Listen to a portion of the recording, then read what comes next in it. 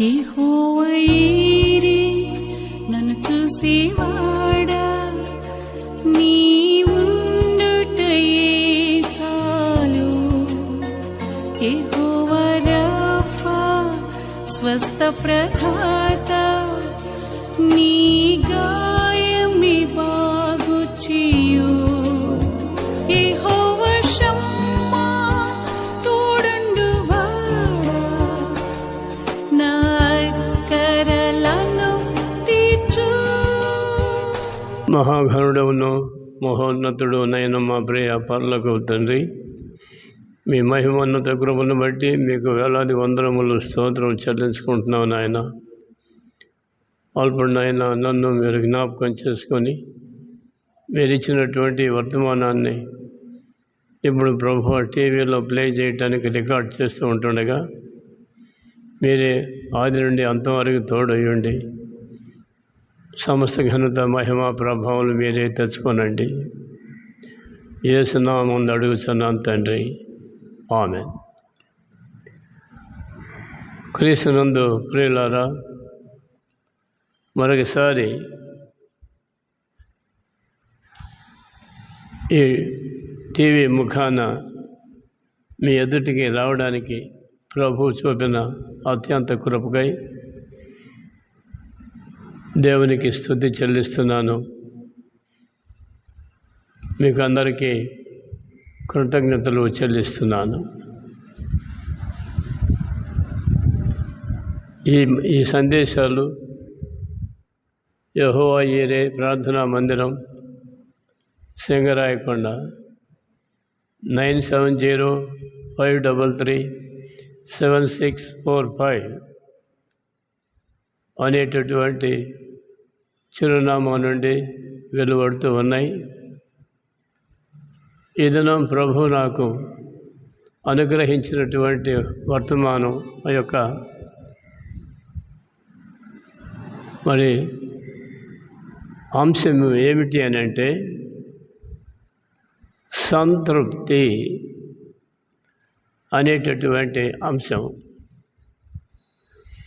ఈ అంశము ఫిలిప్పీ పత్రిక 4వ అధ్యాయం 11వ వచనం అంటుంది, నేను ఏ స్థితిలో ఉన్నానో ఆ స్థితిలో సంతృప్తి కలిగి ఉండ నేర్చుకొని ఉన్నాను. Praise lord. ఎవరి మాట అంటున్నాడు అంటే, దైవజనుడైనటువంటి పౌలు భక్తుడు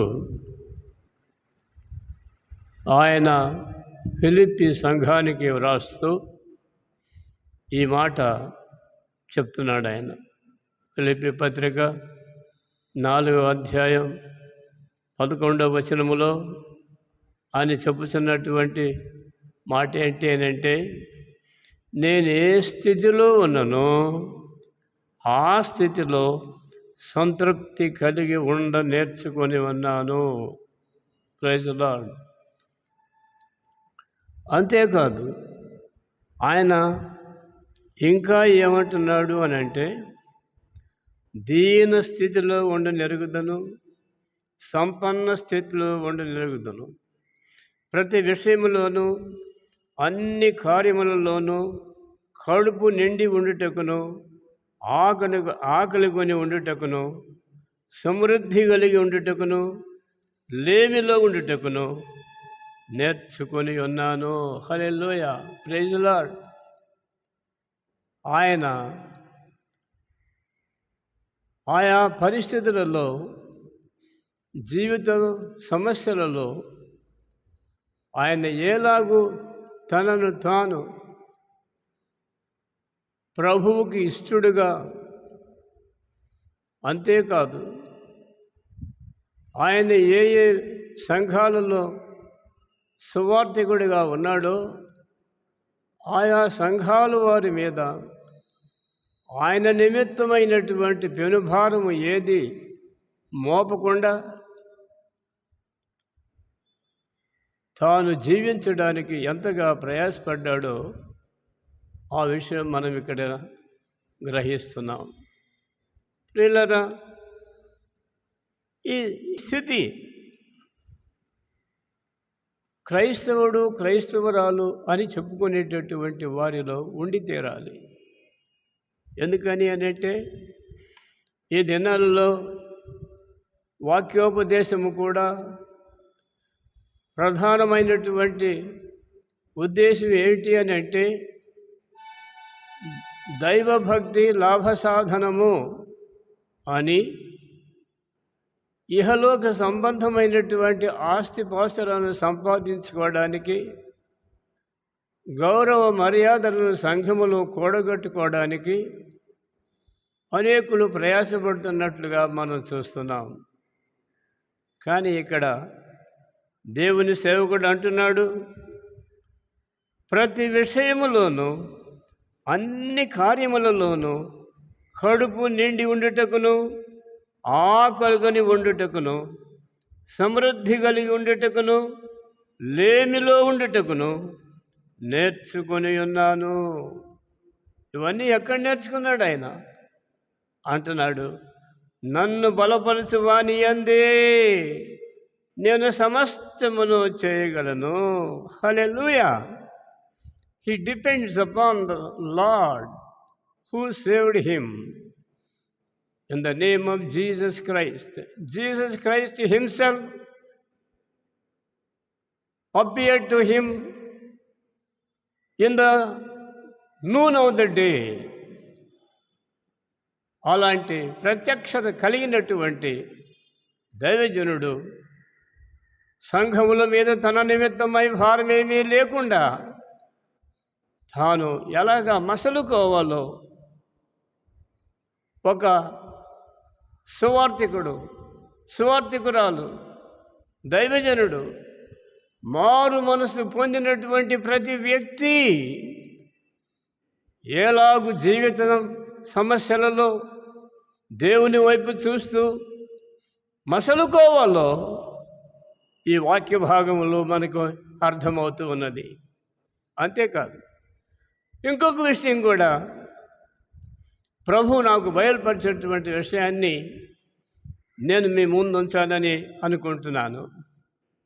ఏంటి అని అంటే, ఈ సంతృప్తి అనేటటువంటి ఈ అంశము, ఈ విషయము మరి మానవ మనుగడలో ప్రతి విషయమందు కలిగి ఉండటం అనేటటువంటిది మహాభాగ్యం. కాబట్టి ప్రియులారా, ఈ సంతృప్తి అనేటువంటి విషయం మానవ మనుగడలో ప్రతి విషయమందు కలిగి ఉండుట అది చాలా గొప్ప. ఈ లోక రీతిగా మాట్లాడాలి అని అంటే అది మహాభాగ్యం. అందులో కొన్ని అంశాలు ఇమిడి ఉన్నవి. ఏమిటి అని అంటే, ఈ సంసార జీవితంలో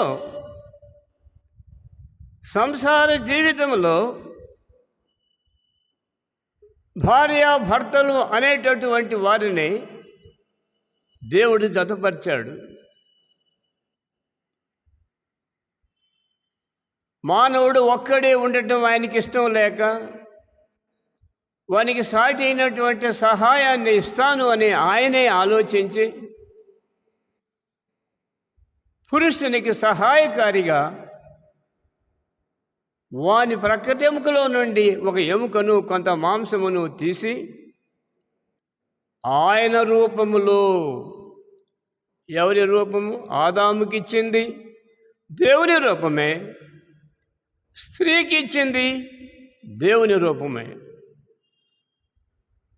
దేవుడు అలాగుంటాడు ఇలాగుంటాడు అనేటటువంటిది ఆ మీమాంస లేదు. దేవుడు ఎలాగుంటాడు? కొంతమంది అంటారు, దేవుడిని నాకు చూపించు అంటారు. దేవుణ్ణి చూసినటువంటి వారు పౌలు భక్తుడు ప్రత్యక్షంగా చూశాడు, అలాగే సుందర్ సింగ్ గారు చూశాడు.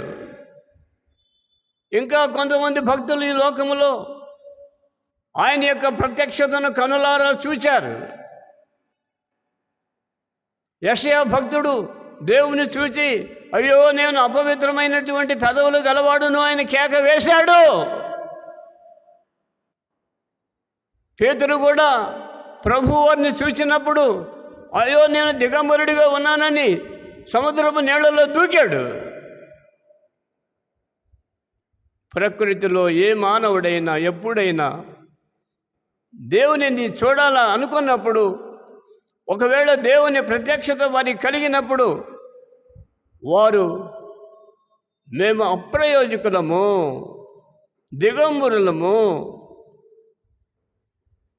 మాలో ఏ నీతి లేనటువంటి వారము అని వారు భావించి తమను తాము దేవుని యొక్క సముఖము నుండి దాచిపెట్టుకోవడానికి ప్రయత్నించారు. వారి యొక్క బేర్ బాడీ దేవుని కనులకు కనబడకుండా దాచుకోవటానికి సహా ప్రయాసపడ్డారు. అంతేకాదు, వారి హృదయంలో ఉన్నటువంటి అపవిత్రతను ఒక్క మాటతో, ప్రభువా నేను అపవిత్రుడను, నన్ను కరుణించు అని కేక వేశారు. అలాంటి అనుభవము ప్రతి వ్యక్తికి రావాలని మరి మనం ఆశిస్తున్నాం. అయితే ప్రియులారా, దేవుడు మానవునికి ఇచ్చినటువంటి భార్య, వీరిద్దరూ భార్య భర్తలుగా ఆయనే ఏర్పాటు చేశాడు. కారణం ఏంటి అని అంటే, దానివలన ఈ లోకంలో కొన్ని విషయాలు మరి ప్రభువు నాకు బయలుపరిచిన విషయాలను మీ ముందు ఉంచుతున్నాను. దానివలన మానవునికి ఏమి లభిస్తుంది అని అంటే, మొదటిది సంపద, రెండవది ఆనందము, మూడవది ఆరోగ్యము, నాలుగవది నీతి, ఐదవది న్యాయము, ఆరవది పరిశుద్ధత, ఏడవది ఇహ పరలోకములలో ఆనందము.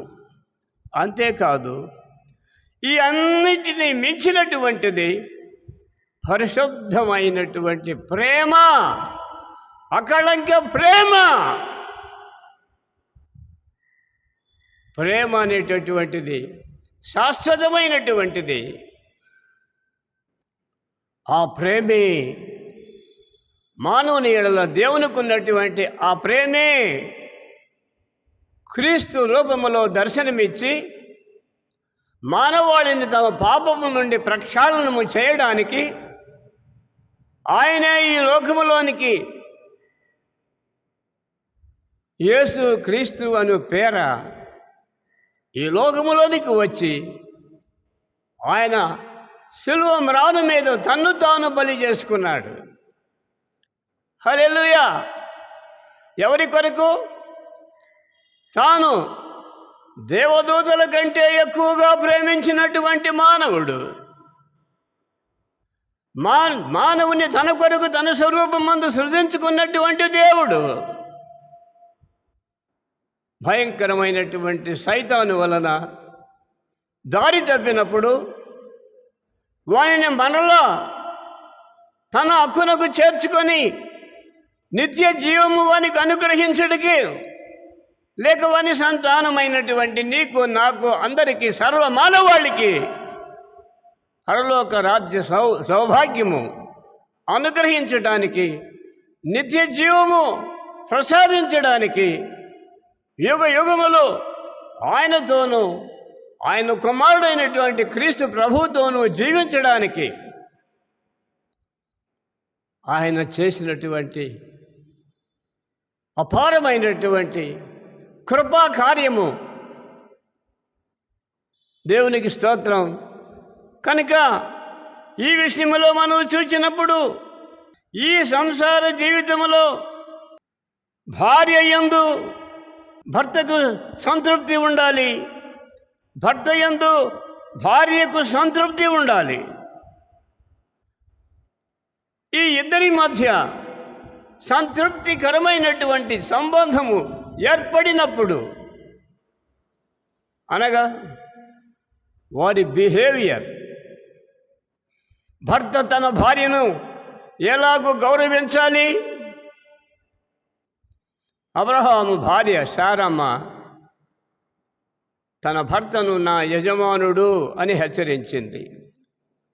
యజమానుడు అని ఆమె ఎల్లప్పుడూ ఎవరితో మాట్లాడవలసి వచ్చినా అబ్రహాము అని పేరు ఎప్పుడు ఎత్తలేదు. నా యజమానుడు అని సంబోధించింది. ఈ దినాలలో కొంతమంది తమ భర్తలను పేరుతో సంబోధిస్తున్నారు. ఇంతకుముందు నేను చిన్నవాడినై ఉండగా ఏమండి అని పిలిచేవారు తమ భర్తలని. కొంతమంది అయితే అయ్యా అని పిలిచేవారు. కొంతమంది చాలా హంబుల్గా, చాలా ఆప్యాయతగా భర్తలను గౌరవించేవారు. ఈ దినాలలో ఇది అదృశ్యమైపోయింది. భర్తలను పేరు పెట్టి పిలిచేటటువంటి సంస్కృతి ఈ దినం చూస్తున్నాం. అలాగే ప్రారంభ దినాలలో, నేను చిన్నవాడిన దినాలలో భర్త భార్యను ఏమే అనేవాడు. అయినా కూడా ఆమె చాలా వినమ్రతగా ఏంటండి అని పలకరించేది. ఆయనకు ఏ టైంకి ఏది అవసరమో తాను సిద్ధపరిచి ఉంచేది. రండి అని సాదరంగా ఆయన భోజనానికి పిలిచి ఆయన భోంచేసేంత వరకు దగ్గర ఉండి ఆ భోజన పదార్థాలు ఆయనకు సంతృప్తికరముగా పెట్టి ఆయన సవరించేది. ఆ తరువాతనే కుటుంబ సభ్యులు అందరూ తిని తృప్తి పొందిన మీదటనే ఆమె తిని ఆమె పని ముగించుకునేది. ఈ దినాలలో అవన్నీ లేవు, కనబడటంలా. అయితే ఈ దినాలలో భర్తలైనటువంటి వారే తమకున్నటువంటి ఆధిక్యతను కూడా మర్చిపోయి భార్య యొక్క కనుసన్నలలో మెరిగేటటువంటి ఈ ప్రజెంట్ డేస్ ఆమెం నోరెత్తి కూడా మాట్లాడదు. తన కనురెప్పలు సైగతోనే తన భర్తను కంట్రోల్ చేసేటటువంటి భార్యలు ఈ దినాలలో ఉన్నారు ప్రపంచవ్యాప్తముగా. అలాంటి కుటుంబాలలో ప్రేమ,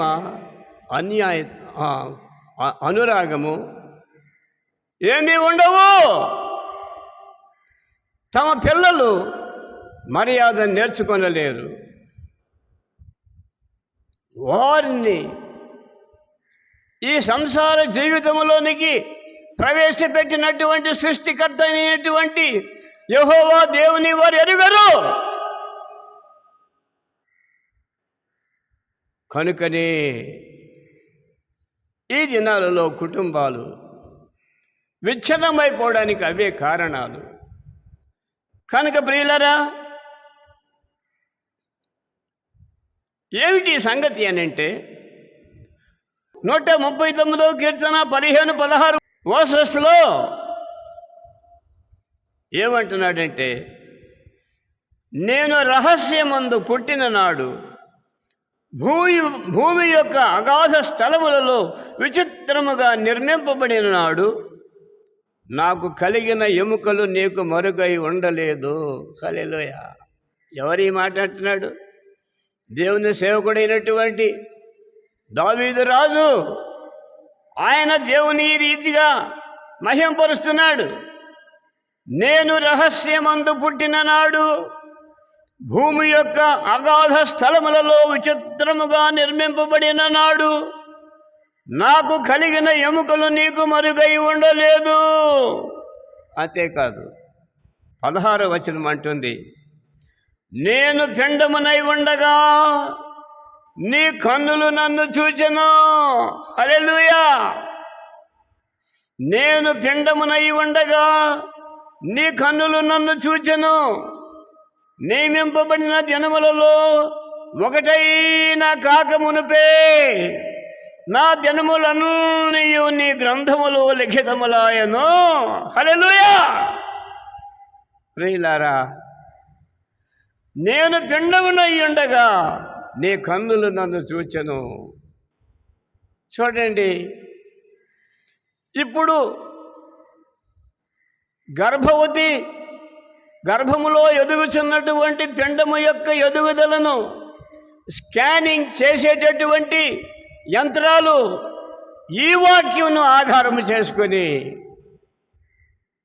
నిర్మింపబడినవి. దేవుడు మానవునికి ఎంత జ్ఞానం ఇచ్చాడో, ఆయన నిత్య జీవమైనటువంటి నిత్య జీవ వాక్యము మానవునికి అందుబాటులోనికి తెచ్చాడు ఆయన. ఇక్కడ దేవుని సేవకుడు అంటున్నాడు, నేను పిండమునై ఉండగా నీ కన్నులు నన్ను చూచెను. నియమింపబడిన దినములలో ఒకటైనా కాక మునిపి నా దినములన్నీ నీ గ్రంథములో లిఖితములాయను. ప్రియులారా, ఎవరైనా ఈ మాట ఎప్పుడైనా విన్నారా? విని ఉంటే దేవునికి స్తోత్రం. నీ తల్లి గర్భములో నీవు పిండముగా ఉన్నప్పుడే నిన్ను చూచిన దేవుడు. హల్లెలూయా. దేవుడు అంటే ఎవరనుకుంటున్నావు? నీ చేత్తో నువ్వు చేసుకొని టేబుల్ మీద పెట్టుకొని దండం పెట్టేది దేవుడు కాదు. నిన్ను చేసిన వాడు దేవుడు. నీ తల్లి గర్భంలో నిన్ను చూచిన వాడు దేవుడు. నీ కొరకు ప్రాణం పెట్టి తిరిగి లేచినవాడు దేవుడు. అలాంటి దేవుని ఎరుగుదవా సహోదరుడా, సహోదరి? అలాంటి పరిశుద్ధుడైనటువంటి దేవుడు నిత్య నివాసి. నిన్న నేడు ఏకరీతిగా ఉన్న దేవుడు. భూత భవిష్యత్ వర్తమాన కాలములలో నివసించుతున్నటువంటి ఆయన. నేను పరిశుద్ధుడిని కనుక మీరును పరిశుద్ధులై ఉండుడి అని సెలవిచ్చినటువంటి ఆ మహాదేవుడు అంటున్నాడు. ఏమంటున్నాడంటే చూడండి, యోహాను సువార్త 14వ అధ్యాయము 27 ప్రకారము, నా శాంతిని మీకు అనుగ్రహించుచున్నాను. హల్లెలూయా. దేవునికి స్తోత్రం. ఎవరి మాట అంటున్నారు అని అంటే స్వయాన యేసు ప్రభువే అంటున్నాడు. ఈ అల్లకల్లోలమైనటువంటి నేటి ప్రపంచంలో శాంతి సమాధానములు కరువైనటువంటి ఈ ప్రపంచంలో ఆయన యందు విశ్వాసం ఉంచినటువంటి ప్రతి వారికి కూడా చెక్కు చెదరన్నటువంటి శాంతి, అనగా ఎన్ని అవాంతరములు వచ్చినప్పటికీ ఒక వ్యక్తి యొక్క హృదయంలో ఉన్నటువంటి ఆ నెమ్మది, తొణకనటువంటి స్థితి, బెదరనటువంటి స్థితి,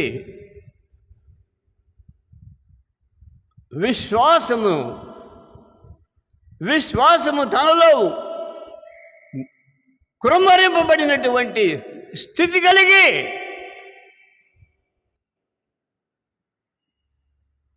భూమి వణకుచున్నను, ఆకాశం నక్షత్రములో రాలుచున్నను, ఎలాంటి పరిస్థితులు సంభవించినా సరే ప్రభు అన్నాడు, భూమి ఆకాశములు గతించినను నా మాటలు గతించవు అన్నాడు. హల్లెలూయా. భూమి ఆకాశములు గతించిపోతాయి, ఈ దినాల్లో ఈ విషయం చాలామందికి అర్థం కావడం లేదు. అర్థమైన దాన్ని హృదయంలో పెట్టుకొని దేవుని కొరకు ఎదురు చూసేటటువంటి మానవాళి వారి సంఖ్య తగ్గిపోయింది. కారణం ఏంటనంటే శరీరాశ, నేత్రాశ, జీవపు డంబములు ఎక్కువైపోయినవి. ప్రియులారా, ధనాపేక్ష ఎక్కువైపోయింది, స్వార్థము ప్రబలిపోయింది. ఎదుటి వాణిని తనతో కూడా సాటి మానవుడు అనేటటువంటి ఆ స్పృహ కోల్పోయి నేను ఎల్లప్పుడూ ఈ లోకంలోనే ఉంటాను అని అనుకుంటున్నవాడా, నీవు వట్టి చేతులతో వచ్చావనే విషయం మర్చిపోయావు. తిరిగి దేవుడు నిన్ను పిలిచిన దినాన వట్టి చేతులతోనే వెళ్తాను అనే విషయం జ్ఞాపకం లేదు నీకు. ఈ మధ్యకాలంలో దేవుడు నిన్ను ప్రేమించి ఇచ్చినటువంటి ఐశ్వర్యమును చూచుకొని ఇది నా యొక్క శక్తి సామర్థ్యాల వలన లభించింది, నేనే దీనికి సమస్తము కారకుడును అని ఉప్పొంగిపోతూ ఈ లోకములో ఉన్నటువంటి వాణిని చూచుకొని ఆనందిస్తున్నవాడా, అది నేది కాదు. అది నీవు ఈ లోకాన్ని విడిచే సమయాన కన్నీటితో నీవు వెళ్ళవలసి వస్తుంది. అందుకని ఇక్కడ దేవుని వాక్యం అంటున్నాడు, నా శాంతినే మీకు అనుగ్రహించుతున్నాను అని చెప్పినటువంటి క్రీస్తు ప్రభువు దగ్గరకు వచ్చినట్లయితే యోహాను సువార్త 1వ అధ్యాయం 12వ వచనం ప్రకారం నీవును నీ ఇంటి వారును నిత్య జీవము నొంది దేవుని పిల్లలగుటకు అవకాశం ఉన్నది. నీకు మరణము లేదు. నిత్య జీవము అంటే మరణము లేనటువంటి స్థితి. నీకు మరణము లేనటువంటి స్థితిని నీవు జీవించి ఉండగానే, ఈ లోకములో ఉండగానే సంపాదించుకొనవలసినటువంటి ముఖ్యమైనటువంటి అంశం అది. నీవు దానిని విడిచిపెట్టి ఏదో అశాశ్వతమైనటువంటిది, నీది కానటువంటి దాన్ని చూచి సంతృప్తి చెంది ఈ లోకము విడిచినట్లయితే రాబోయేటటువంటి యుగాలు జీవించబోయేటటువంటి కాలములో దుఃఖము, నిట్టూర్పు, వేదన ఇవే నీకు మిగలబోయేది. వాటి నుండి తప్పించుకొని శాశ్వతుడైనటువంటి పరిశుద్ధుడైనటువంటి దేవాతి దేవునితో నీవు జీవించాలి అనేటువంటి కోరిక నీవు ఉన్నవాడవైతే క్రీస్తుని నీ స్వరక్షకునిగా అంగీకరించి నీ పాపను ఒప్పుకొని విడిచిపెట్టి ప్రభువా నన్ను క్షమించమని అడిగేటటువంటి ఆ యొక్క యోగ్యత ఇప్పుడే నీవు పొందవలసిందిగా దేవుని సేవకునిగా క్రీస్తు పాదముల వద్దకు నేను ఆహ్వానిస్తున్నాను. ఎల్లవేళలా సంతృప్తి కలిగి జీవించడానికి ప్రభువు నీకు, నీ కుటుంబానికి సహాయం చేయునుగాక. ఆమేన్. తండ్రి అయిన దేవుని ప్రేమ, కుమారుడైన క్రీస్తు ప్రభువు కృప, పరిశుద్ధాత్ముని అన్యోన్య సహవాసము కూడి ఉన్న మనకును సర్వలోక పరిశుద్ధులకును ప్రభువు తిరిగి వచ్చి పర్యంతము తోడై ఉండునుగాక. ఆమేన్.